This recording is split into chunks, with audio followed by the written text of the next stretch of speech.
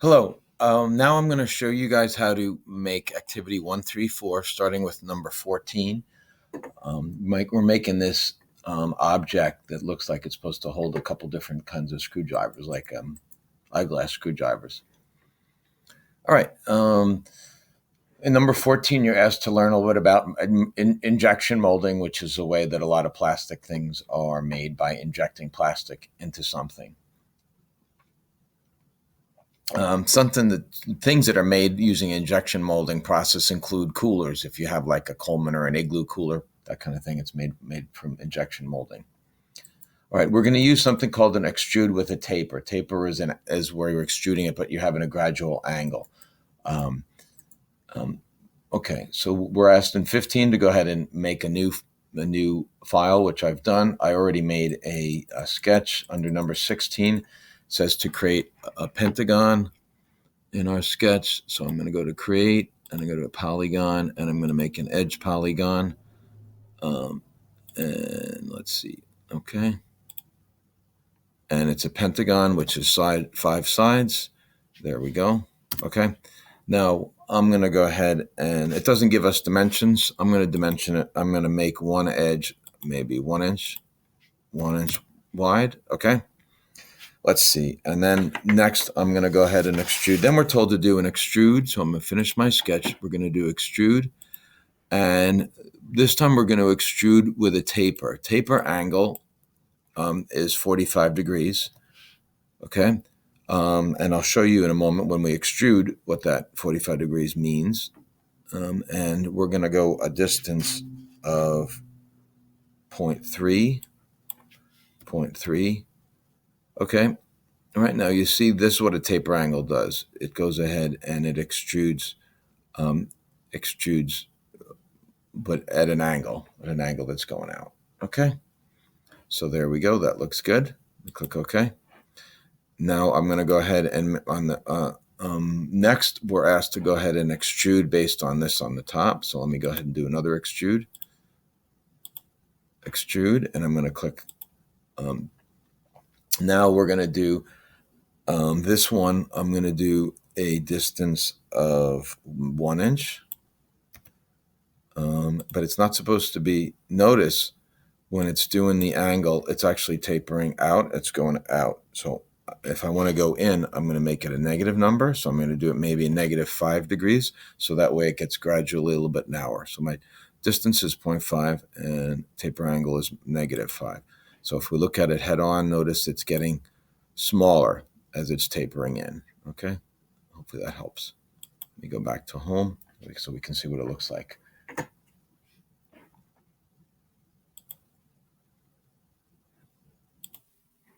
Okay, the next thing that we're asked to do is to make an offset sketch. So to do that, I'm going to click on this construct, and I'm going to do an offset work plane rather, sorry. Click on offset plane, and I'm going to click on this surface right here. So what that does is this is making me, hold on, let me hit escape. Something didn't look right. Go to construct, offset plane. Now I'm going to click on that. I'm going to offset it from this flat face, and I'm going to make it 0.5 inches. Sorry, 0.5 inches, 0.5. Okay, so notice it's doing it toward the left. That's the direction we want. Okay, so we're going to click OK. Now, what that does is it makes a work plane that's kind of floating out in space. See right there, it's for work plane is basically a flat surface that extends for forever. You may have learned in math class. Okay, so now I'm going to go ahead and on that work plane, I'm going to right click and create a sketch on it. All right, and now what we're going to do is I'm going to project that geometry of this whole shape, this whole pentagon onto that particular sketch. So to do that, I'm going to click on create, and I'm going to include project, and I'm going to click on project. So what it, and if we mouse over it and read it, it says projects the body, silhouette, edges, or work. Whoops, it didn't take, sorry. Projects the body, silhouette, edges, work geometries, and sketch curves into the active sketch plane. Okay, so we click on that. And now what I'm going to do is I'm going to choose the body.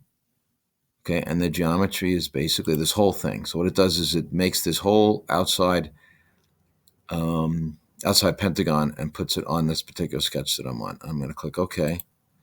And notice, I can uncheck that. Notice if I click on a corner, see, what it does is it takes that outside of the pentagon and basically makes a copy of it on the sketch that I'm on. So let me look back on this particular sketch that I'm on.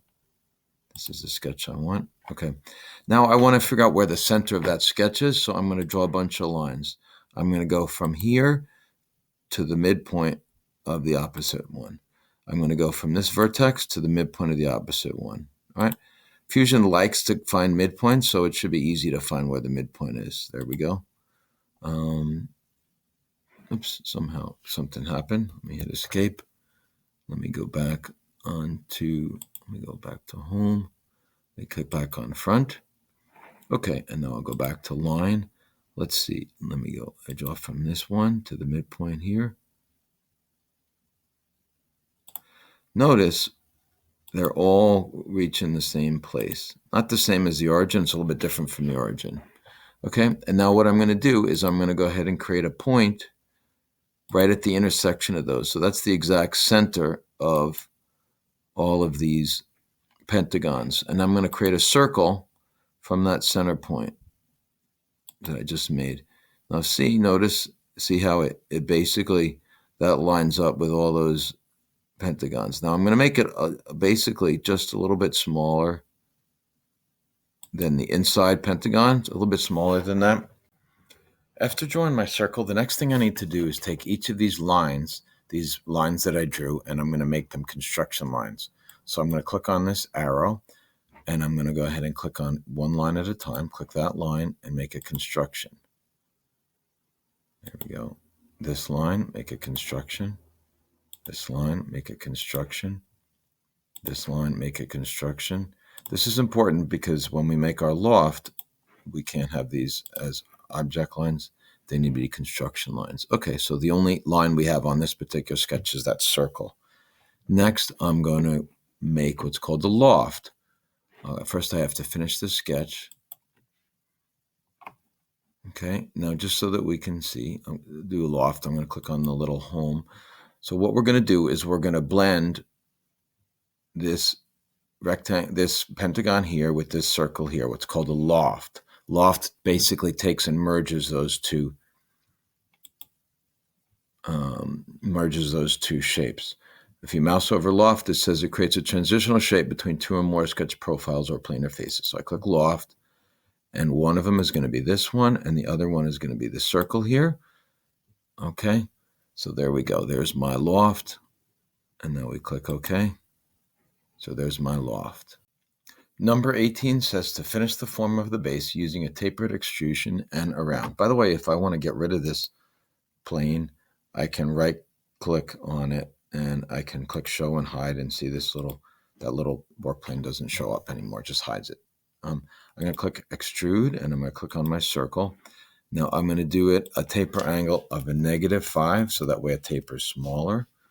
-5, and it doesn't give us a distance, so maybe I'll do it a half inch out. Okay, I think that's reasonable. So we click OK. Now they want us to go ahead and do a round. A round is really the same on Autodesk Fusion. Round is basically a fillet. Okay, so we'll click fillet. Click this circle, maybe 0.05. That's nice and small. Click OK. There's our fillet.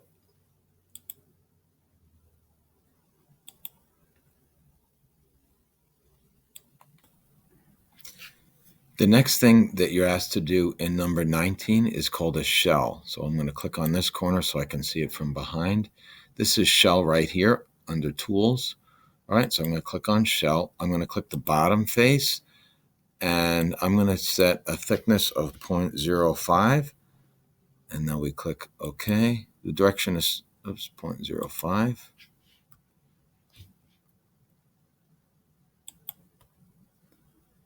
We click OK, and you'll see what that does is it makes it look like it's kind of hollow on the inside. They can do this so that way you don't have to put lots of plastic, saves a lot of money because it uses a lot less material. The next thing they ask you to do is to go ahead and get rid of the shell. So after you've made a shell, just to undo it. So we'll just undo it. Okay, so now I'm just going to save this real quick. And then we'll stop this video, and then I'm going to show you the last part where you're making a couple drilled holes in another video.